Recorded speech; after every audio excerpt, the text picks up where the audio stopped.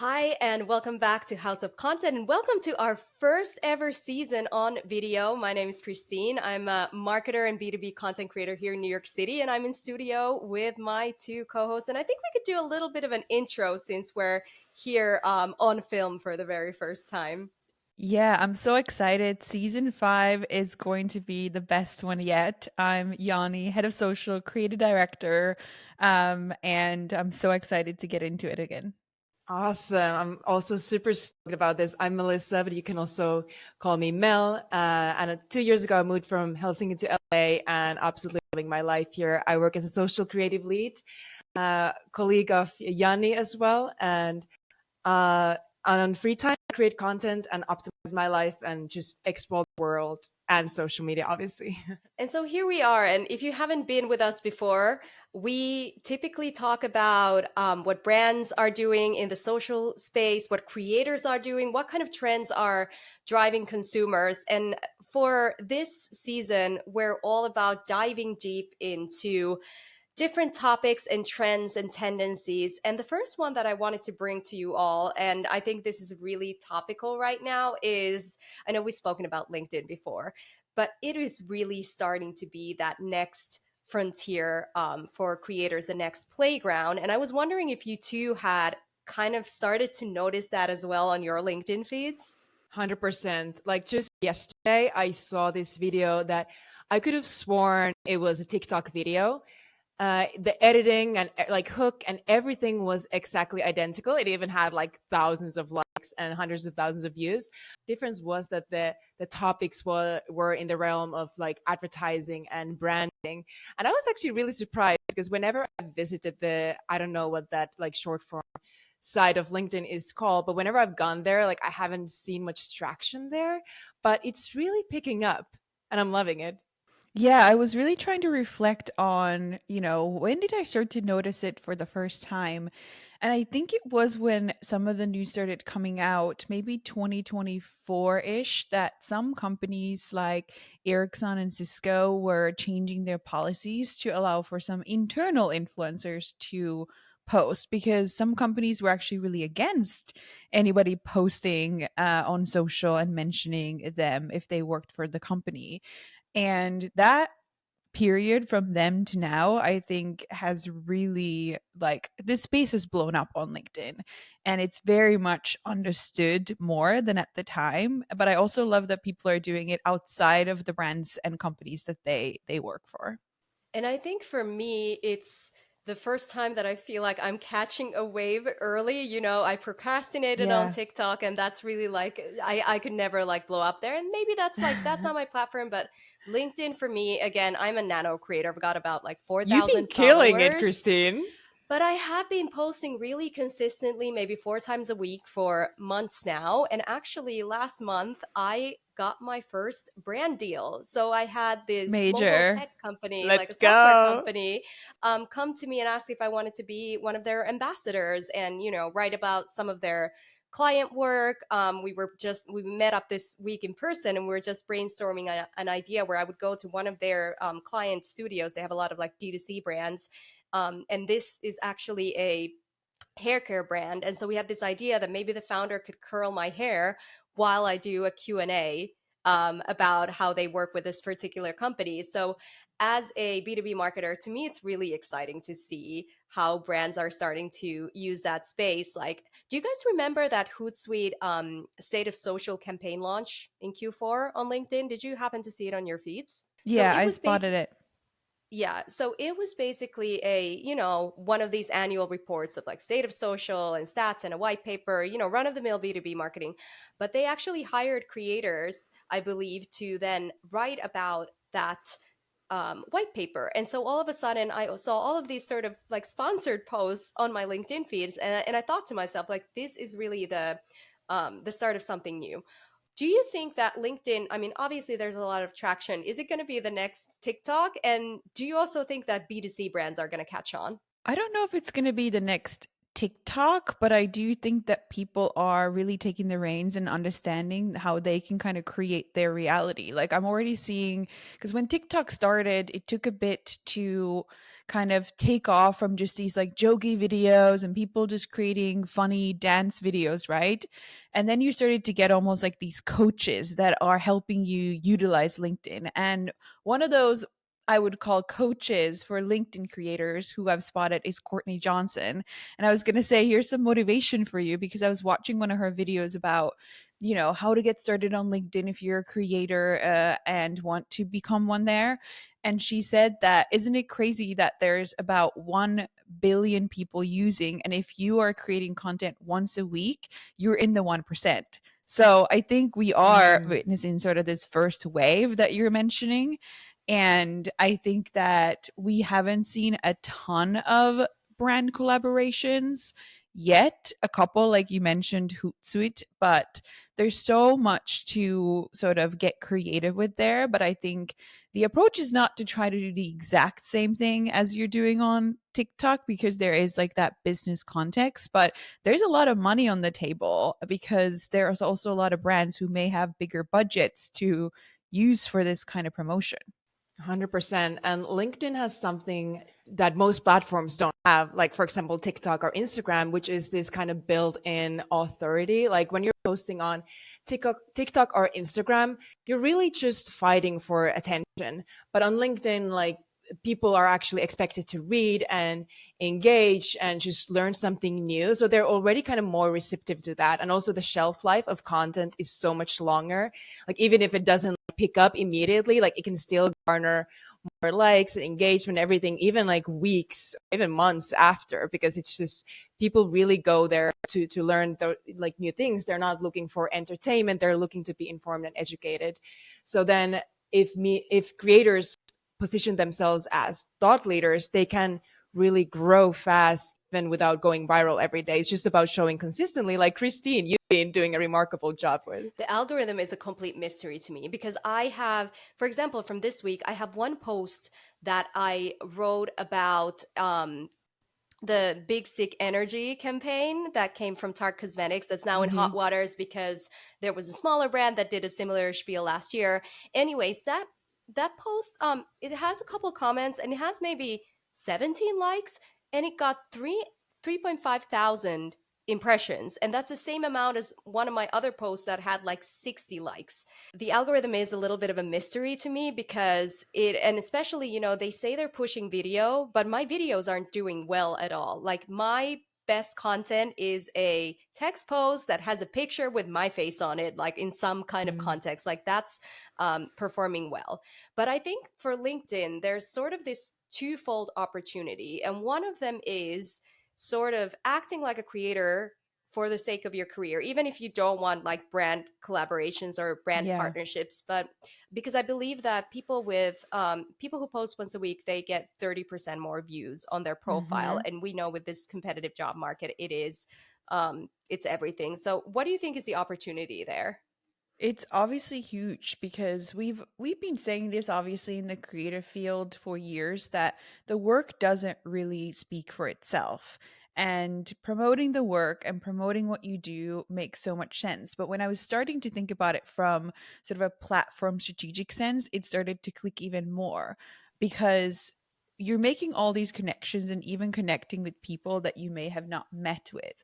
You don't want to just get into their DMs. I get so many DMs and I'm so slow on LinkedIn sometimes that if you're looking for a job and stuff, like DMs is probably not the only way. But if you are connected and you're posting, the person that is connected with you is sort of subconsciously starting to understand what you do, and they will think of you when they have an opportunity potentially if you're creating good content that kind of fits in that world. So that was one, but also the fact that if you're interacting with content related to your industry, what's crazy about LinkedIn is that you actually will get a notification and others will get a notification when people interact with that post again. And so you're getting just like massive exposure compared to some other platforms when you are actually putting in the effort to engage.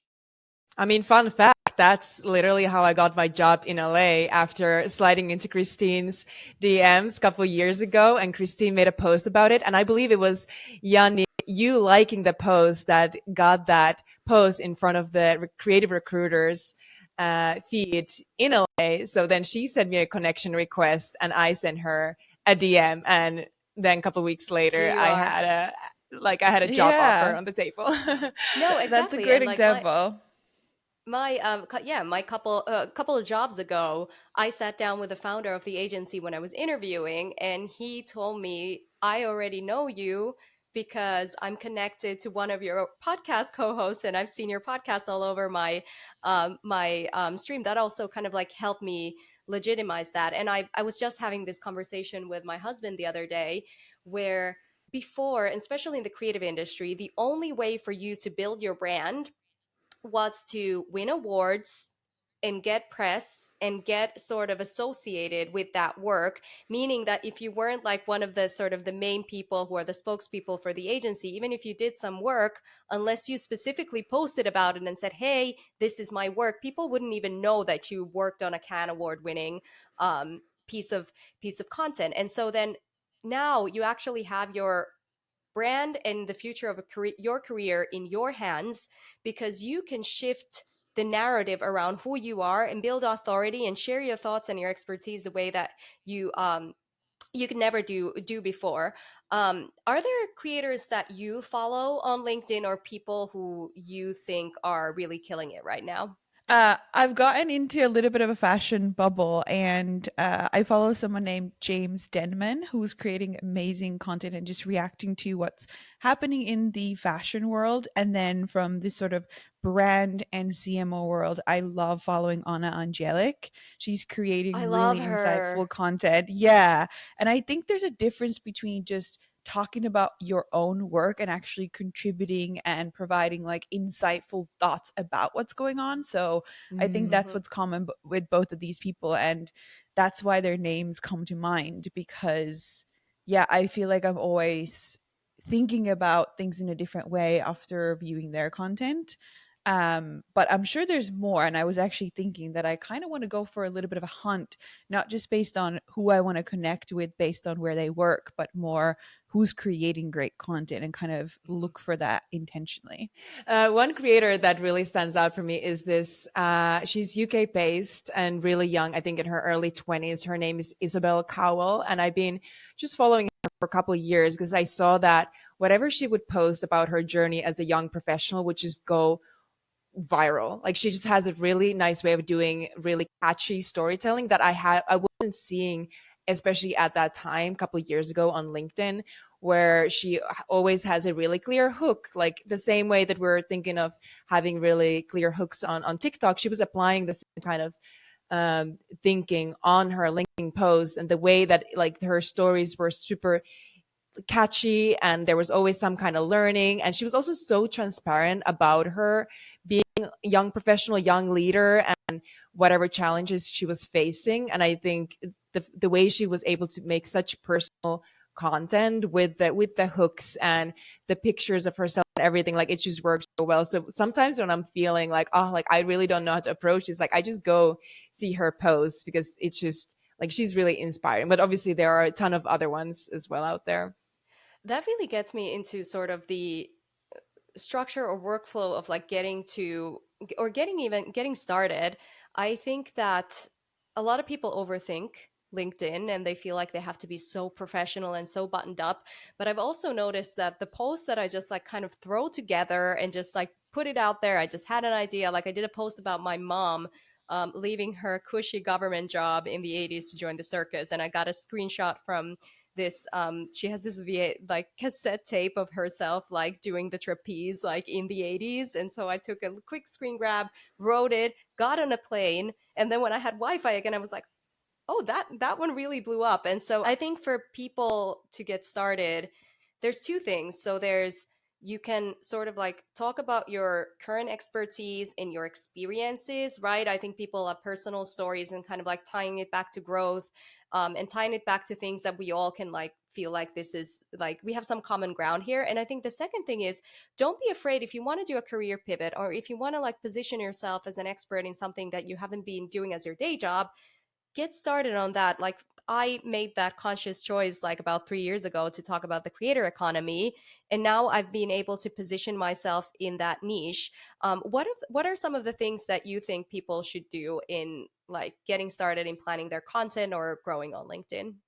I think the biggest thing, well, it's funny because I said that we're seeing the same shift as on TikTok, but we really are, even with LinkedIn, where it's, you know, people talking about embracing the cringe in the same way. I think the cringe is a little different on LinkedIn, but I think that you do have to You don't want get to be over too the cringe. hump. Exactly, but also you have to get over the hump of I don't have anything to say, or I can't say anything about X, Y, and Z. I think like starting to like put your take out there in relation to what's going on is such a great way, because you don't always have to wait for your job to have the perfect opportunity, like, oh, new work is dropping, or I was featured in an article, which is not realistic for everybody. I know it happens more in our industry, especially as creatives, and those are the bare minimum moments, I think, when you should be posting something.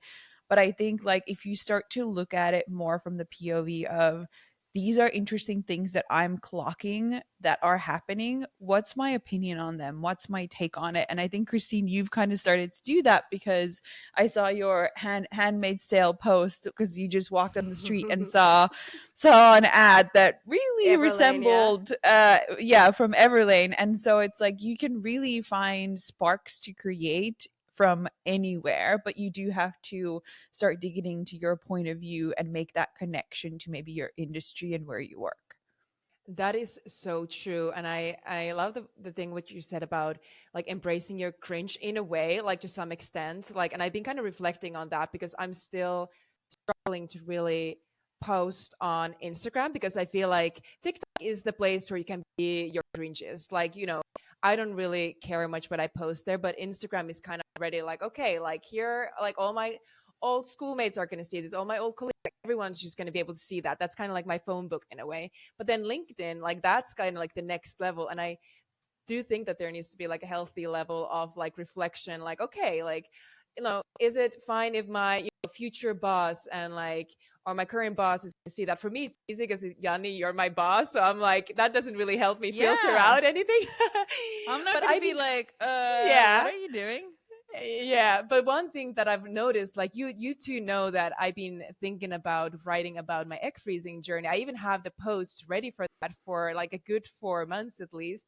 But somehow that's for me like, and I've been kind of trying to reflect on that, because at the same time I have this pull to share that story, because I know it's so important that we start talking about like family planning and like how it affects our career and like how we can kind of take control over that and create more like certainty and security as a woman in the industry. But at the same time it's like, wait, but like, what if I don't even know what the fear is, because I don't see any downsides. But at the same time it's like, maybe because I'm being more vulnerable, like people aren't really talking about it. So there's the opportunity, but there's also the fear, like, oh, am I going to be the first one talking about this on LinkedIn, like in my network? But at work I'm telling all the women about it. I'm like, hey, did you know that we Hmm. have these benefits related to egg freezing? Like, if you're thinking about it, like, come to me and we can talk about it.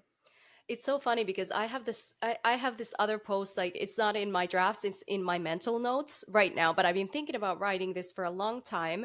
And it is about the sort of the juxtaposition of like these couple of years. I think I've gotten more exposure here in the US market than I have ever in my life, in my career. And I've had speaking ops and press and opportunities to like kind of like really build my name.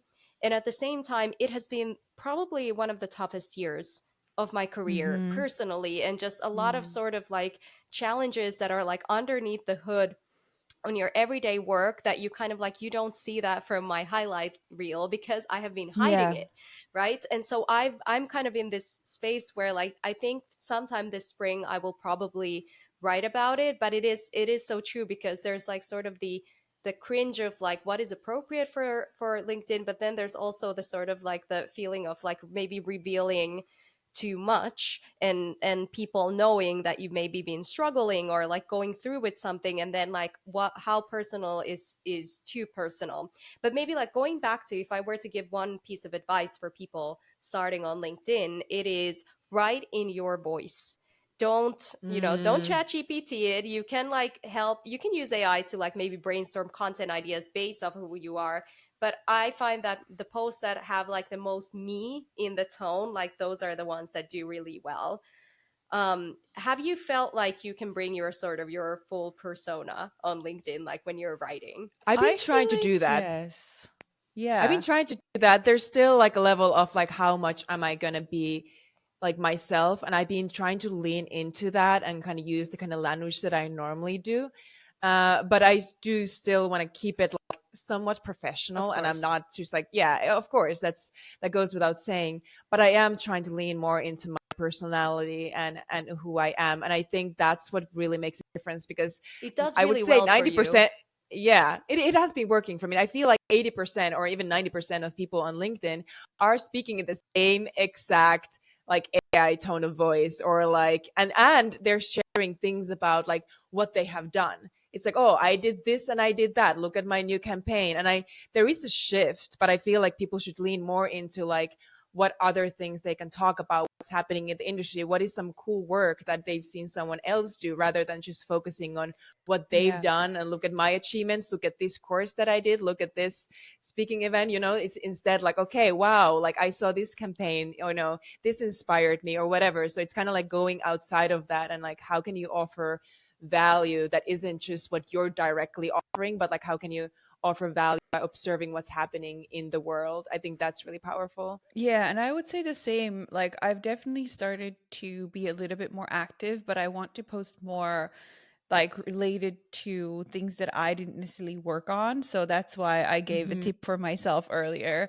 But I think what has worked is really thinking about the angle, because you can post generically, like, oh, I was so excited to be part of this piece of work, Yes. which you see all the time, versus like, what's your really like contribution to it? Or how can you talk about the work from the point of view of what maybe is a bit more fresh in the industry? And so even when I was What posting were your about some of the, learnings? well, yeah, like when I was posting about some of the work that we did for the Super Bowl for Instacart, I really wanted to highlight the part that I felt like was really pushing what like creator and influencer collaborations look like, because there was a lot of fresh thinking that went into it. And that seems to be working for me personally, because I'm really passionate about the creative part. But I think finding that piece that gets you excited helps too. So you're not just forcing, like to your point, chat GPT business jargon because you think you need to do that because you're on LinkedIn, because you do not. I can spot the ChatGPT creators miles away. And there are even people in my network who I like really respect. And I think they're like Yeah. amazing thinkers. And like, and whenever I see them, I'm like, Oh my god. please, like, just write in your own voice. Like, I know that I was ChatGPT. I think we share the same person in our Oh my network because God, I think we there's do. We'll take it offline. We can't tell you. I'm yeah. so sorry. But Yeah. but I think another great tactic for driving engagement is also talking about other creators on the platform. So for example, I've Hmm. seen these like roundup lists, like these are my favorite, women to follow in the Yeah. realm of social media, Oh or yes, I like love that. writing about like, oh, I saw this creator do X partnership and this is why I think it's so genius. It needs to come from an authentic place, obviously, but it's also a really great way to start building community, because now I've started to get connected to creators who are much bigger than me on the platform. And I just had one of them like DM me, like, oh my God, I love your content. I can't believe we haven't connected yet. And I'm like, I love your content. You have like Oh. 500,000 followers. And that's also the other part there that I think is like sometimes a little bit maybe missing on like these like mainstream large social platforms. There truly is community, because at least here in New Mhm. York, the creator economy people are getting together like once a month at different events, and you're actually starting to build that network that might land you your next job. um is there anything on LinkedIn where you think the platform is failing, like some things that like annoy you or that you would change? Yes, and I think it's that they should really provide more tools for people to be creative. And I think about Hmm. the horrible Mm. visual that gets auto-generated when you post about a new position Oh, it's or so a new horrible. career Oh, update, and I just cannot everyone believe. still uses that. Yeah, and I know we have a new segment coming up as well, Pitch on the House, Yeah. and I'm getting a little ahead of myself, but I feel like No, what go ahead. I Go ahead. think should happen is one of these visual companies, should that be Adobe, Canva, whoever, like please integrate, work together to give us like some tools to create within the embedded LinkedIn platform. And it doesn't mean that we need to go all TikTok on it, but Could not just a agree more. little bit of tools would be awesome for pushing quality content. And even when we think about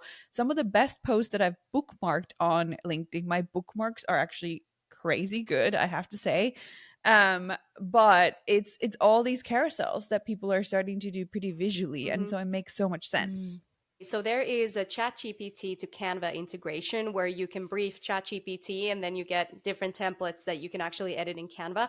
It's a little bit of a hit or miss still. Maybe I Yeah. need to get better at prompting, but if there was like sort of a double integration where then like it's from like Canva, I can actually publish it directly on LinkedIn. And I actually, now that I'm saying this, I have no idea if they have an integration, so I need to go and check, but probably not.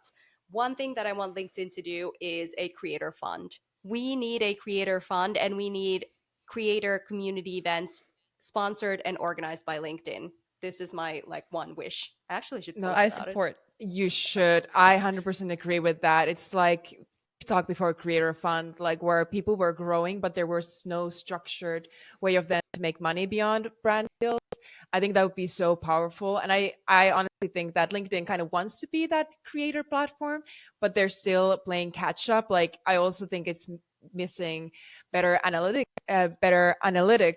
and just like a real incentive for people to stay active. The video experience is also, in my opinion, pretty shit. Like I do not like watching videos there because it's just the user interface is not pretty. Yeah. Um, and also another thing is more discoverability. Like when I'm Mm. trying to look for specific information, like I think the only platform that really does that well is TikTok. And Yes. YouTube is kind of there, but Instagram also sucks at it and LinkedIn is also there. If I'm trying to look for certain topics, nothing shows up. And even the this was posted 3 days ago or 6 days ago, or like just give us the date. That I know that's a Yes. big pet peeve of a lot of creators. But that gets us to our pitch on the house. It's a new segment where we have ideas for brands and creators what they should be doing with the topic of each episode. I'll go first. I think I am dying to see more consumer brands on LinkedIn, and I want to see a clothing rental like Newly, or maybe Mm. Rent the Runway. I want them to start dressing female speakers for industry conferences. Like I want to see them sponsor the Elf CMO Corey Marquisato when she goes on stage. I want them to sponsor me next month when I'm going to influencer marketing show to host a panel there. But I think it's probably a little bit too late. But I'd love to see collabs like that because there are a lot of lifestyle products that you can easily tie into everyday career stories, or working from the office or traveling for work, like base hello, like there is a collaboration waiting to happen. Yeah, I love that idea of thinking about some of the consumer brands that are well loved within sort of the corporate world, and then bringing those campaigns into LinkedIn. And maybe it could even be part of some of the campaigns that they're doing, but the angle needs to be a little bit different. But the Newly one, I mean, we're going to talk about this later in another episode a little bit more, but I think the rental clothing one is brilliant. And of course, if Newly you're listening, even our podcast, because we now are on video. This morning was a Yeah. lot of thinking around what are we wearing for this. And so I could see there being so much opportunity, even in sort of the podcast space, kind of For sure. migrating over to LinkedIn and, showing up more in the content. Like you mentioned, IRL events, but I think that there's more like virtual opportunities as well with that. Are you currently wearing Newly, Yanni? No, I am waiting for my next order. So Love that. I'm, Not Well, sponsored by Uniqlo. yeah, I'm wearing a shirt by Weekday, which I do love. A brand from Scandinavia. and one thing that I would pitch, like this is not anything like super new, and Yanni, you already touched on it, but I think brands should turn their employees into LinkedIn influencers and just like And letting pay them them. really and pay them. Yes, really incentivize them instead of just like, hey, it would be nice for you to post about our company. That's never gonna work. You really need to create an incentive and like really pay for them and Mhm. let them share the real stories, the insights, just like react to the world, or the industry Mhm. that and the industry events, and just instead of pushing for updates, I think that Yeah, would be really big. yes, and I think I've actually been building out a framework for how B2B companies could actually activate their own sort of or grow their in-house creators. It's the same thing that YouTube does. So YouTube actually spots um, promising creators that are like that haven't blown up yet, and they take them into these programs and sort of accelerate their careers. And so I think a similar thing could be done within a company, and then you can sort of then connect those creators into your paid campaigns. You can do thought leadership Hmm. ads and really sort of like you can easily scale your message. I don't see many people doing that. I think it's a real blue ocean opportunity within the realm of B2B, but you can DM me if you want the full framework. I'm working on that right now. I Yeah, I think love that you're working on it. And I was gonna just add that like imagine the opportunities with even things like retention, something like that would bring on the table. Oh, for Yes. sure. I think it also, yeah, it also helps you become a better employer. It gives an additional revenue stream for your employees. And I actually think it's going to be a lot cheaper than running Yeah, I like will. classic paid advertising. So you're Yes. actually going to end up saving money or making better use of your marketing budgets. Well, I think that wraps up our first video episode and our first episode of the season. Please follow us, share the video, and most of all, let us know what you think. We want you in our DMs and following us on LinkedIn. Please find us there. And thank you again. You've been listening to House of Content.